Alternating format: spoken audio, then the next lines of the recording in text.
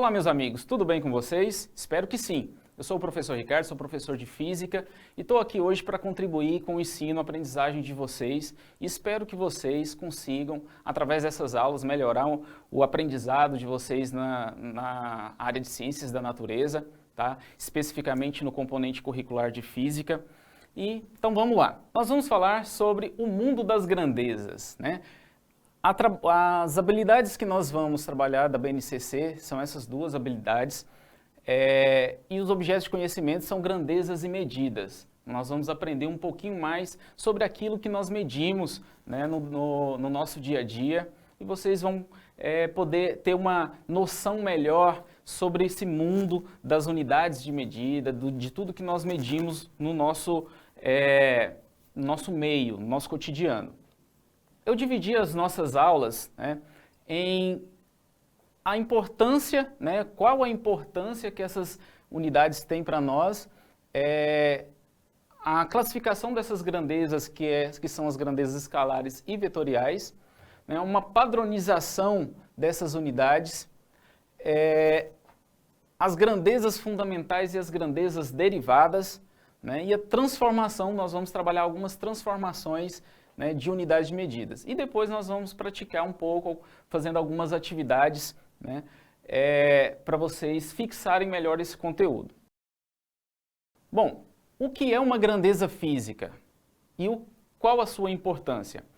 Uma grandeza física é tudo aquilo que pode ser medido.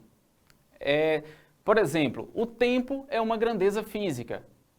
Deslocamento é uma grandeza física, força é uma grandeza física. E elas podem se classificar em grandezas escalares e grandezas vetoriais. E aí eu levo vocês a fazerem uma reflexão, né, sobre, imaginem só, um mundo sem as unidades de medida. Como seria esse mundo? Sem a gente poder medir força, medir velocidade, medir distâncias e tudo mais. Bom, primeiramente vamos falar das grandezas escalares, né? Nós temos as grandezas escalares e vetoriais, mas primeiramente vamos falar dessa grandeza que é um pouco mais simples, né? Essa grandeza escalar, ela precisa apenas de um número, um valor numérico, né? Que nós chamamos na física de módulo, e uma unidade de medida. Eu trouxe aqui para vocês três módulos de três grandezas diferentes. Por exemplo, 10 quilogramas. Nós precisamos apenas dessa informação, desse número e dessa unidade de medida. 10 metros, né, também é um valor de uma grandeza escalar.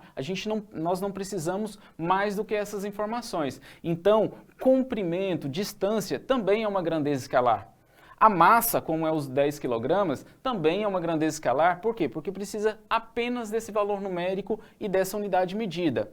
E o tempo também é uma grandeza escalar. Por quê? Porque nós não precisamos informar mais nenhuma característica dessa grandeza, simplesmente um valor numérico e uma unidade de medida.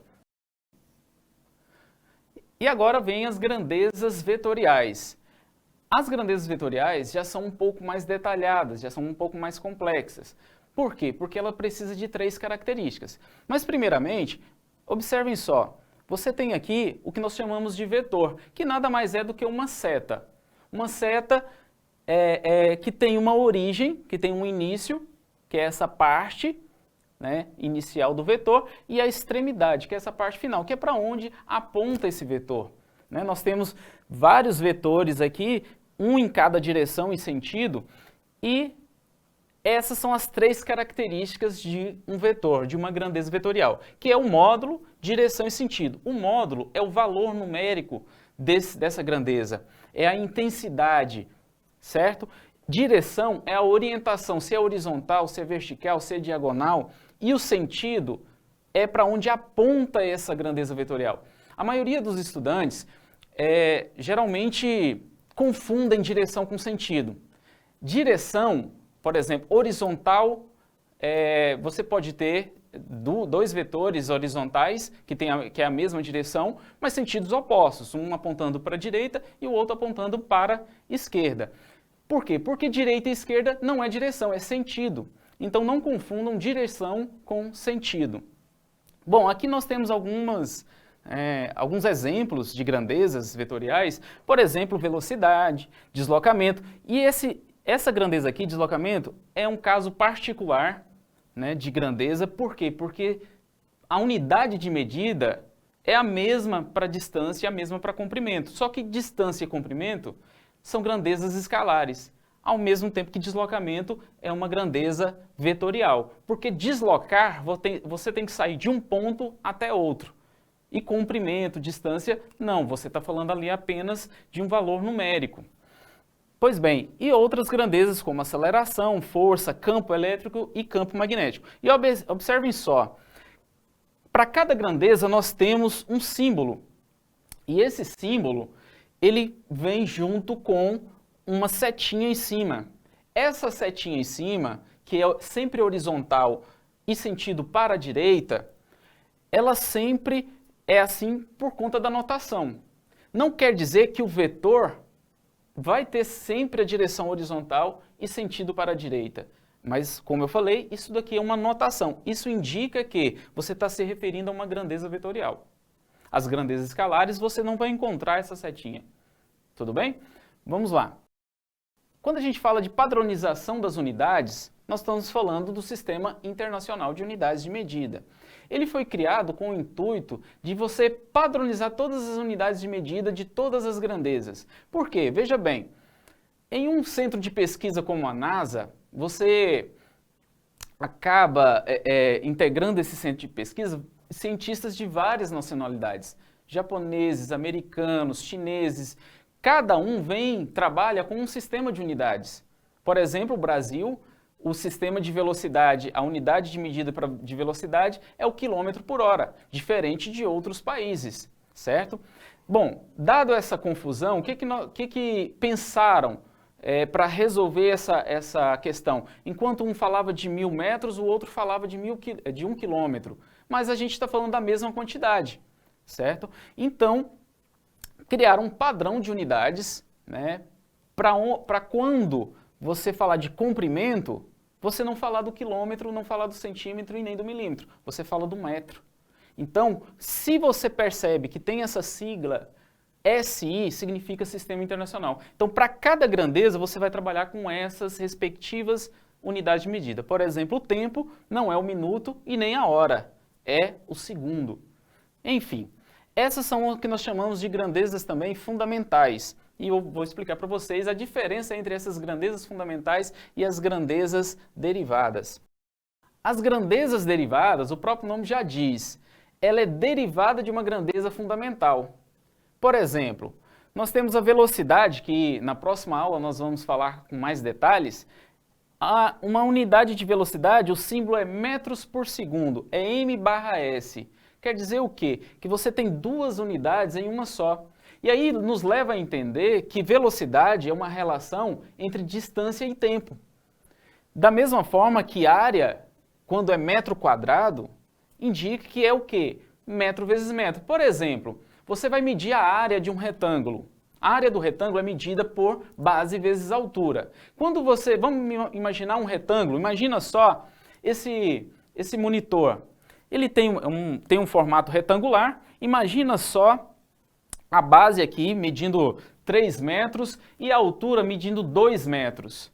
Se você calcular a área desse retângulo, você vai multiplicar 3 metros vezes 2 metros. Mas você não multiplica só o 3 pelo 2, você multiplica também o metro vezes o metro. Então, por isso se torna metro quadrado. Então, são grandezas, né, que derivam-se de outras. Ok? E esse detalhe faz toda a diferença na hora de você resolver certas questões. Porque se você não lembrar que você está lidando com uma grandeza derivada, você pode se confundir e trabalhar essas unidades de uma forma que vai levar você ao erro. Transformação de unidades de medida.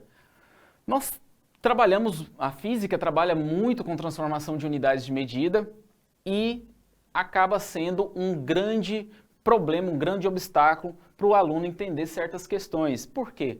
Porque leva muito essa questão das grandezas derivadas. Você acaba tendo que transformar uma ou outra. E aqui eu trouxe para vocês dois esqueminhas de duas grandezas que a gente utiliza muito, e principalmente nesse momento inicial, principalmente nesse conteúdo de cinemática, onde a gente fala muito do estudo dos movimentos, né? Então, olha só, aqui você tem um esquema de transformar unidades de tempo. Nós temos aqui um esquema para tempo, para grandeza tempo, e aqui nós temos uma grandeza de distância, né? Então, se você quiser passar hora para minuto, você multiplica por 60. Se você quer passar de minuto para hora, você divide por 60. E daí por diante. E aqui você tem, né, algumas medidas, lembrando que na física, na cinemática, a gente trabalha mais com quilômetro, com metro, centímetro e milímetro. Por exemplo, decímetro a gente não trabalha tanto, você vai trabalhar isso mais em matemática. Mas a física, às vezes os alunos pensam que a física é matemática. Não é matemática. A matemática é uma linguagem que nós utilizamos, né, que a física utiliza para explicar os fenômenos da natureza. Por isso você tem que ser um estudante, né, que desenvolva bem matemática. E se você tem dúvida em algum fundamento de matemática, chame o seu professor de matemática, tire dúvidas com ele, porque você vai fortalecer bastante o seu aprendizado também em física. Então, mãos à obra, chegou o momento de você agora praticar um pouquinho o roteiro de estudo que você recebeu, você tem algumas atividades e eu vou dar um tempo para vocês de 10 minutos para vocês responderem, né? E logo eu volto para estar corrigindo e verificando o que vocês aprenderam com essas atividades e com essa aula, tudo bem? Vamos verificar então o que você aprendeu? Bom, primeiramente, o que são grandezas escalares? As grandezas escalares são aquelas que precisam apenas de um valor numérico que nós chamamos de módulo e uma unidade medida. Eu falei para vocês anteriormente, por exemplo, a massa é uma grandeza escalar. Por quê? Porque você precisa apenas de um valor numérico e a unidade medida. Por exemplo, a massa de um saco de arroz de 5 kg. Você precisa do 5, que é o valor numérico, que é o módulo, e o quilograma, que é a unidade de medida. Então, as grandezas escalares são essas, são aquelas que necessitam apenas de um valor numérico, ou seja, de um módulo e uma unidade de medida. O que são grandezas vetoriais? As grandezas vetoriais já são aquelas que precisam de módulo, direção e sentido.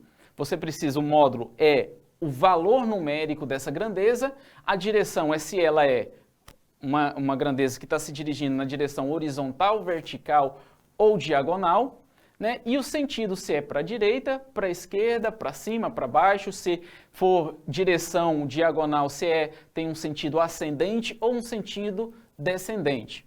Então, essas são as grandezas vetoriais. E aqui nós temos a questão 3, que diz: na tabela a seguir, indique com um X se a grandeza é escalar ou vetorial. Então aqui você já tem a resposta, né, dessa questão, já tem o gabarito. Olha só, deslocamento. Veja bem, deslocamento e distância. Deslocamento é vetorial, distância é escalar. Como eu falei para vocês, o deslocamento, você precisa deslocar de um ponto até outro. Então você precisa indicar uma direção desse deslocamento. Já a distância não. A distância é aquela distância de tantos metros, tantos centímetros e pronto. Assim como o comprimento, né?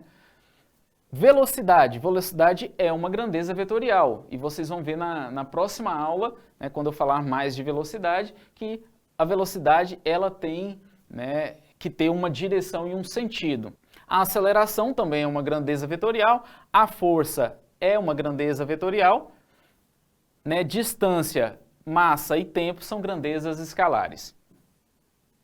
Bom, agora vamos aqui, né, para uma questão que envolve um pouquinho mais de cálculo, né, que é uma questão que envolve transformação de unidades de medida. E aqui pergunta: quantos segundos possuem em 2 meses comerciais, ou seja, um mês, né, de 30 dias. Eu quero saber a quantidade de segundos que se tem em 2 meses, num tempo de 2 meses. Bom, vamos lá.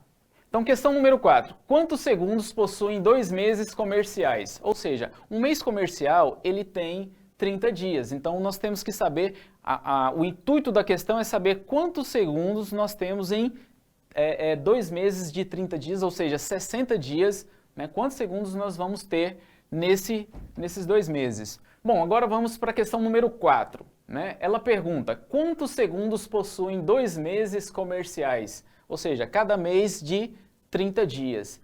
Bom, primeiramente nós temos que saber quantos dias possuem esses 2 meses, né? Então, 2 meses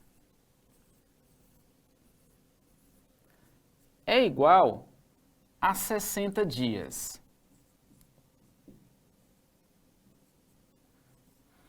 Bom, e agora nós vamos fazer as conversões. Primeiramente, nós sabemos que um dia equivale a 24 horas. Né? Nós vamos, então, converter esses 60 dias para horas. Para, consequentemente, a gente converter esse tempo até chegarmos no tempo de segundos. Pois bem, nós podemos utilizar a famosa regra de 3. Né? Essa regra de 3, se você tem dúvidas, mais uma vez eu falo para vocês, pergunte o professor, pede o professor para reforçar um pouquinho mais a regra de 3. Por quê? Porque a física utiliza muito essa regra, essa ferramenta da matemática para transformação de unidades. Tudo bem? Então vamos lá. Então, se 2 meses possui 60 dias, nós precisamos de uma referência de que um dia equivale a 24 horas. Pois bem, eu quero saber 60 dias